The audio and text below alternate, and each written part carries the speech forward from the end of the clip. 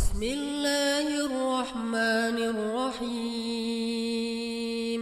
Ada satu nasihat dari ulama yang luar biasa.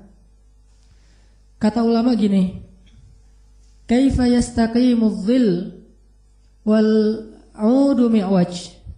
Bagaimana bayangan itu akan lurus sedangkan pohonnya bengkok. Ini nasihat dari para ulama. Kaifa yastaqimu dhil wal 'udu mi'waj. Bagaimana bayangan itu akan lurus sedangkan pohonnya bengkok. Lalu para ulama menjelaskan maksud dari kata-kata bijak ini bahwa yang disebut dengan pohon atau batang kayu itu adalah iman, hati, batin, nafs, jiwa.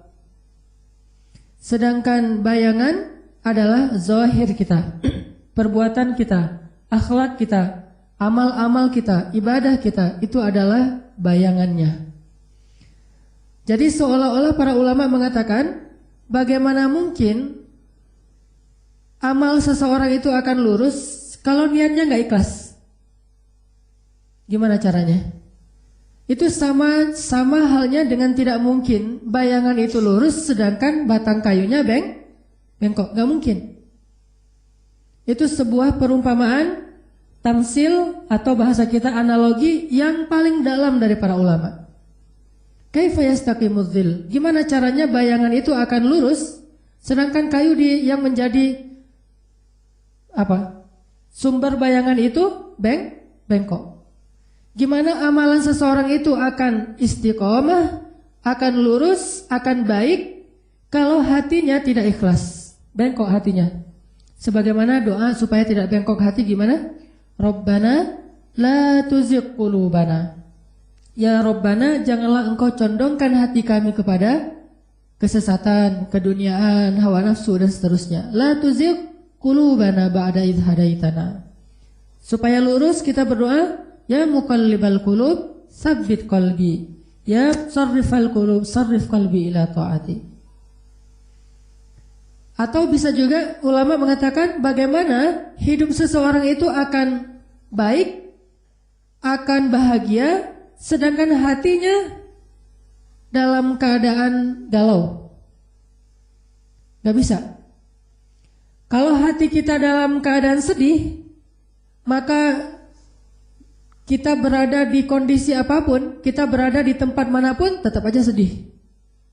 Karena bahagia dan sedih itu berawal dari hati, bukan apa yang ada di sekeliling kita. Begitu juga ketika ulama juga bisa mengatakan kaifa yastaqimu dhil wal 'udu ma'waj atau mi'waj.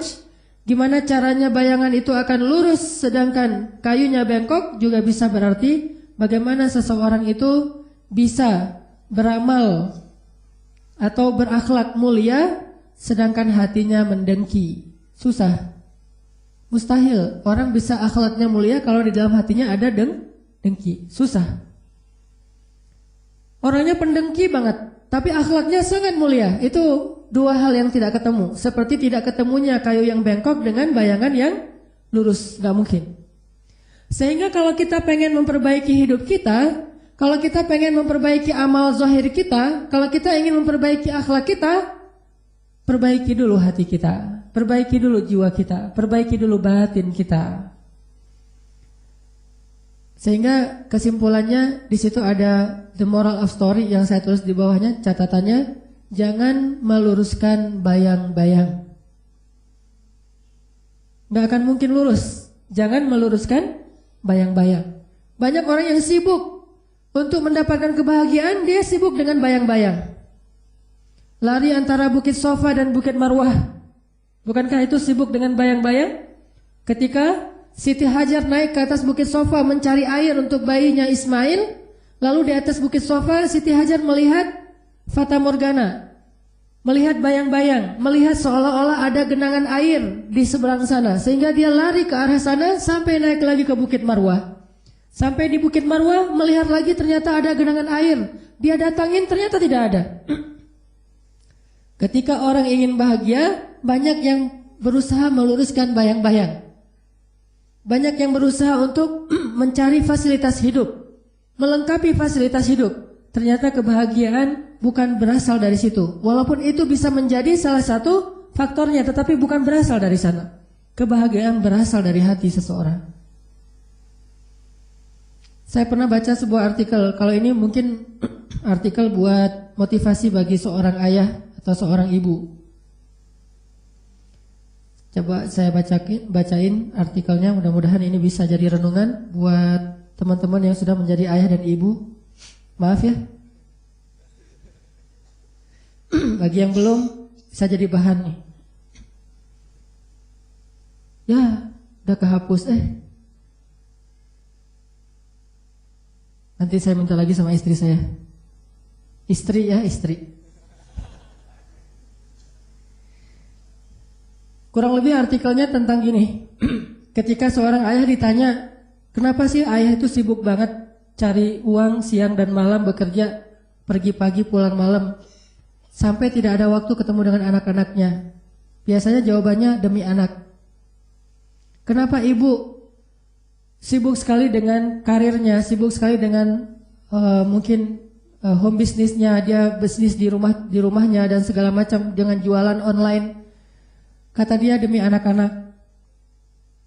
Kenapa seorang ayah itu sering keluar kota? Katanya demi anak-anak. Sibuk ayah dan ibu demi anak-anak. Tetapi ternyata anak-anak tidak butuh semua fasilitas yang mewah itu. Sehingga ketika ulang tahun bisa memberikan hadiah yang mahal, ketika weekend bisa ngajak jalan-jalan yang jauh, yang nginep di hotel bintang 5 segala macam. Tetapi setelah itu ditinggalkan dalam waktu yang lama. Lalu ketika dibikin survei, anak-anak itu tidak butuh kemewahan sebanyak itu. Mereka hanya butuh ditemani. Mereka hanya butuh figur seorang ayah yang bisa menjadi contoh laki-laki yang ideal untuk mereka tiru kalau mereka anak laki-laki. Mereka hanya butuh rasa aman dan nyaman dari ayahnya kalau anak perempuan, sehingga tidak mencari kenyamanan dari laki-laki yang lain. Begitu juga sosok ibu. Intinya di sini adalah banyak orang ketika ingin membahagiakan dirinya dan keluarganya sibuk dengan meluruskan bayang-bayang. Itu maksud dari kata ulama. Kaifa yastaqimuz zil wal 'udu mi'waj. Sehingga dari sini teman-teman sekalian, kita menyimpulkan bahwa dalam Islam itu amal terbagi kepada dua. Baik itu disebut dengan ibadah, disebut dengan muamalah, apapun lah. Yang jelas amal itu terbagi kepada dua. Pertama disebut dengan amal batin, dan yang kedua disebut dengan amal zahir. Kalau kita membaca sejarah kehidupan Nabi Muhammad itu, maka sejarah tentang Nabi Muhammad itu juga terbagi dua. Amal batinnya Nabi Muhammad itu disebut dengan sarirah, dan amal zahirnya Nabi Muhammad itu disebut dengan sirah. Pernah dengar sarirah? Belum pernah? Selama ini kita banyak belajar tentang Nabi Muhammad sirahnya saja, zahirnya. Nabi Muhammad secara zahir memakai apa? Seperti apa penampilan fisiknya? Tapi kita lupa dengan sarirahnya. Kita mempelajari sirah Nabi Muhammad tentang zahir ibadah Nabi Muhammad, tapi lupa dengan batinnya. Hanya sibuk dengan fisik saja. Ini menunjukkan bahwa kita belum utuh dalam memahami sunnah Nabi SAW. Kalau ada orang yang mengaku mengikuti sunnah Nabi dan dia paling baik dalam memahami sunnah Nabi, tapi jarang tersenyum, tapi dia hatinya tidak lapang dada kepada orang lain, berarti dia baru mengikuti sunnah Nabi secara sirah dan belum mengikuti sunnah Nabi secara sarirah. Berarti dia baru mengamalkan amal-amal zahir dari amal-amal Islam, tetapi dia masih mengabaikan amal batin. Padahal zahir ini sangat tergantung kepada batin. Innamal a'malu binniyat. Innamal a'malu binniyat. Tergantung di sini nih. Wa innama likulli imri'in, bukan ma'amila tapi manawa. Seseorang itu diberi pahala bukan sesuai dengan apa yang dia kerjakan, tetapi sesuai dengan apa yang dia niatkan. Subhanallah